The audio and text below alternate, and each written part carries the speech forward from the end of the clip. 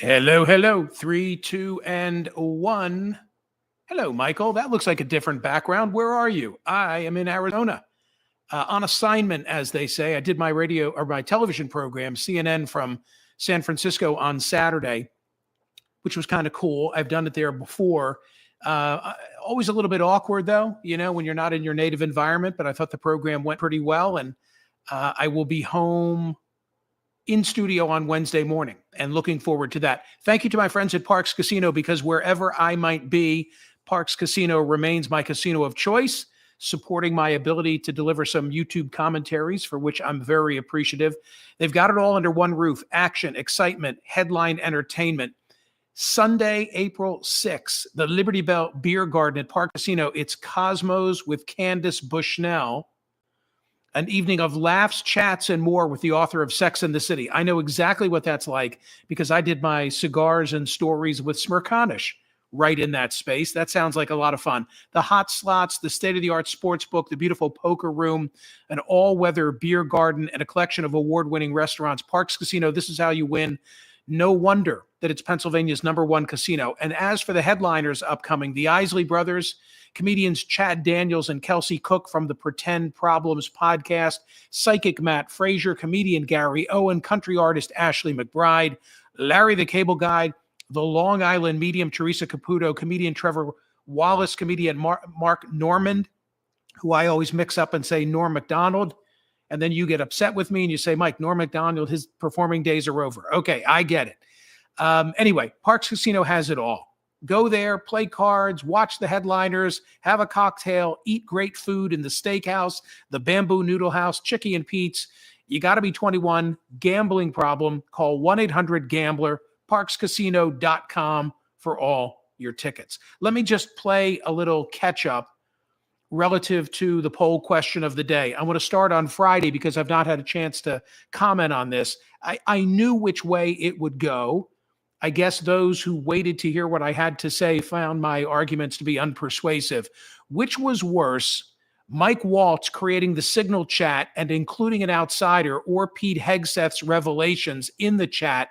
33,784, 2/3 said Hegseth.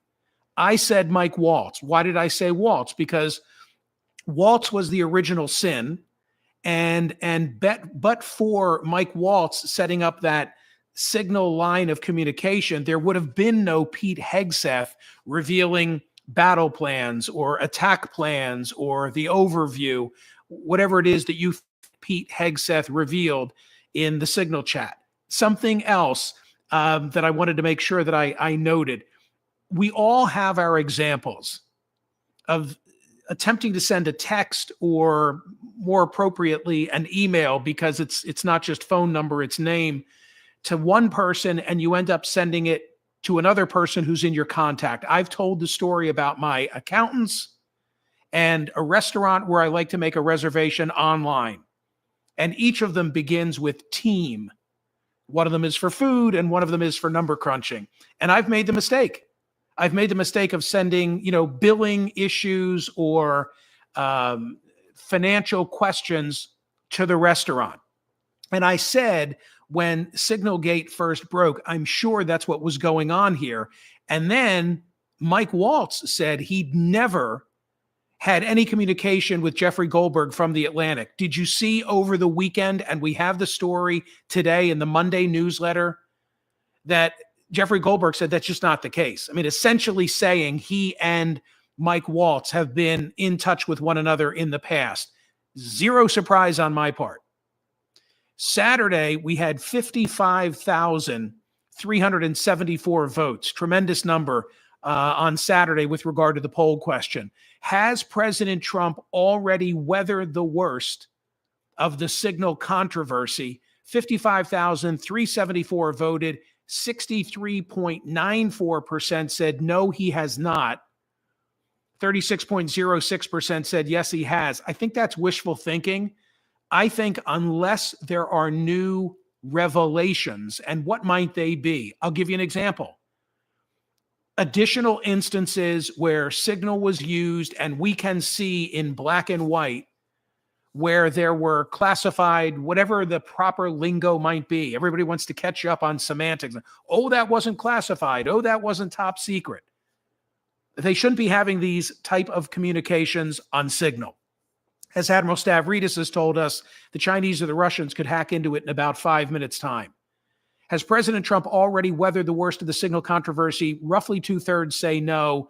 I think unless something changes and there's additional information, that the correct answer is yes. And I think something else about this, that this scandal doesn't fit my example of Whitewater and Watergate. And that's what I said on CNN over the weekend. That typically I look at presidential White House scandals and I say to myself, can it be explained in a soundbite? Is it the sort of thing that over a beer with a friend, you can communicate what happened? Whitewater, complicated land transaction in Arkansas? No.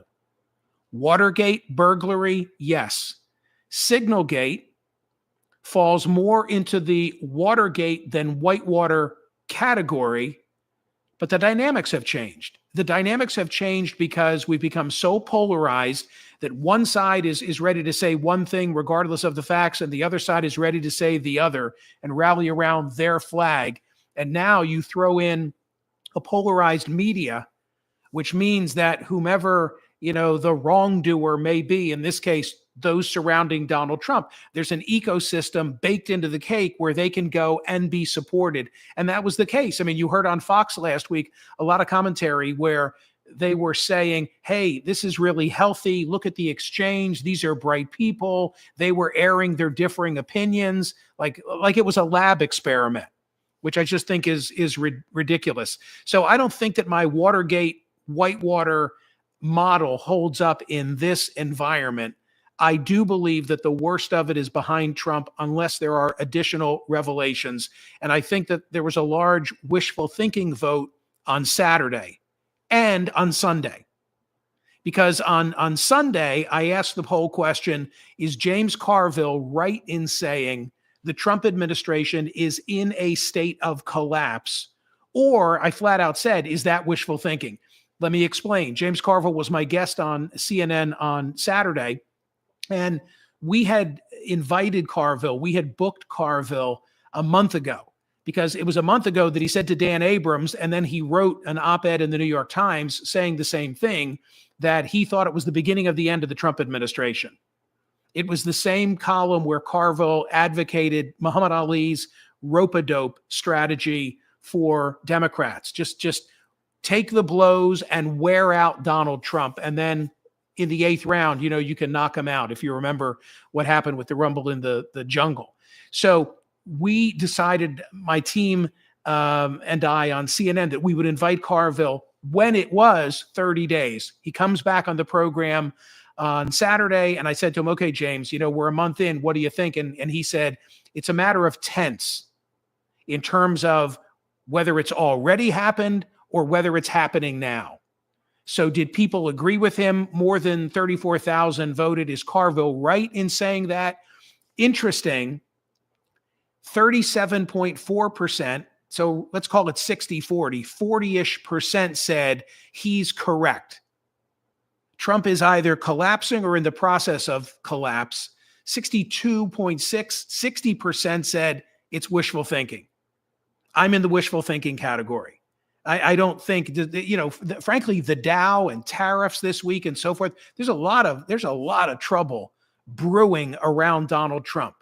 But am I prepared to say, in this polarized climate and with his core in support in the media, meaning still in support of what he's doing, am I prepared to say that we've entered some warp speed toward the end for Trump? No, I don't see it. I don't see it. Now, let me get to the Monday poll question, because there's a reason I am asking again about Ukraine. And what I'm asking you to do is reflect on the last 3 years and ask yourself whether you think that the United States level of support for Ukraine has been too little, too much, or like the porridge, just right. And the reason that I'm asking this question today is because of Adam Entis at the New York Times, who dropped yesterday a massive story. What a great day to have Admiral Stavridis on the program to discuss. dropped a massive story providing new insight into the level of support that we've been giving Ukraine that the public has not been aware of. This is one of two significant stories about Russia, Ukraine, and the Trump administration that broke over the weekend. The first was that President Trump said on Sunday, or aired on Sunday on NBC, that he was now angry at Vladimir Putin after Putin attacked the credibility of Zelensky, adding that the White House would consider more tariffs on Russian oil if he believed that Putin was now holding up a peace agreement. So Trump says he's pissed at Putin. That's what he said. That's story number one. And by the way, when I hear, we may sanction them, I say, well, what sanctions are left? Haven't we hit them, Russia, with every sanction in the book? But now here's the second story. The second story is the Adam Entis story. And the summary paragraph reads as follows. In early 2022, two Ukrainian generals traveled to Wiesbaden, Germany, to form a partnership with the U.S. military. The partnership involving intelligence, strategy, planning, and technology became a secret weapon in the Ukraine war. While the partnership yielded tactical success, it faced challenges due to differing objectives and internal politics within Ukraine, ultimately impacting the outcome of the war. In other words, the United States was playing a far more significant role in Russia's war with Ukraine, obviously on the side of Ukraine, than has been previously known or reported. And it's a picture of, in Wiesbaden, them having what did they call it, a fusion room? Like I envisioned some kind of a basketball court or airplane hangar where the very best of military intelligence is being provided to Ukraine, but with some odd parameters, like always giving them just enough to defend themselves and inflict damage, but never go too far because of the fear that if they went too far, then Putin would respond with a nuke. I pulled a couple of graphs that summarize this.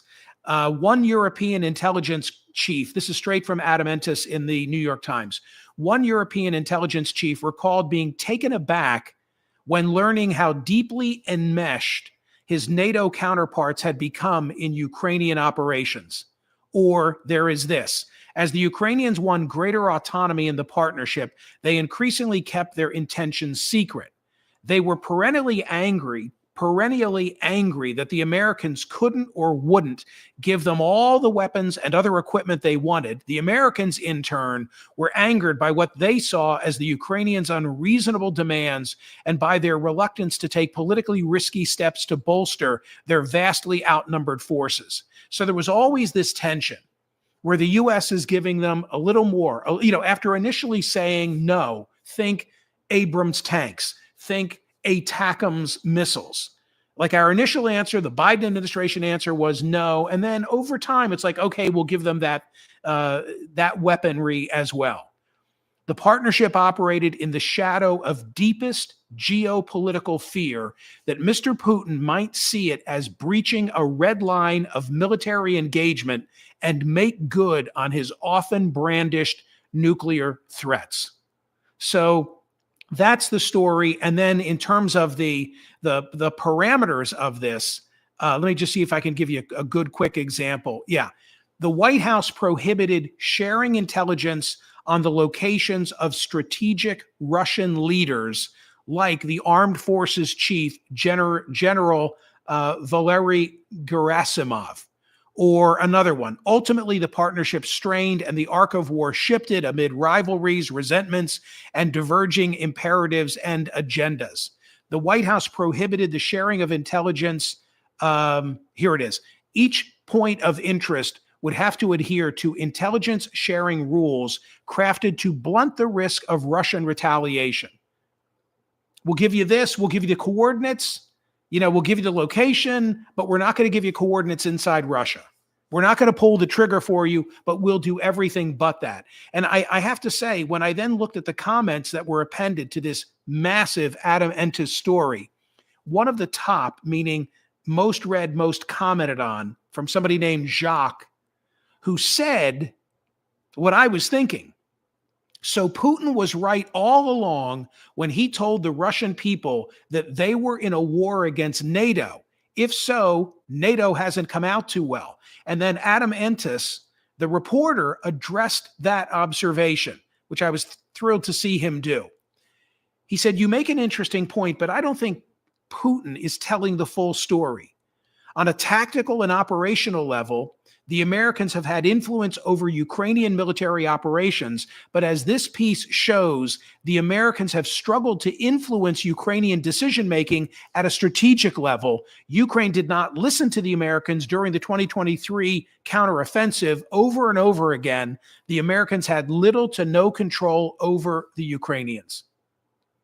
Read the story if you can put aside the time, or listen on today's program to my conversation with Admiral Stavridis. Perfect day to have him. And then answer the question of, looking back over the last 3 years, did we give them enough, too much, or just the right amount? Adam Entis conducted 300 interviews over more than a year with government, military, and intelligence officials in Ukraine, the United States, Britain, Germany, Poland, Belgium, Latvia, Lithuania, Estonia, and Turkey. We didn't have boots on the ground, but we have been much more involved in Ukraine defending against the Russian attack than has previously been known. And that's why I'm asking that question for the Monday poll question. Thank you so much for listening to me. I really do appreciate it. Like and subscribe. Set yourself up for notifications and listen on radio today. Okay? See you, gang.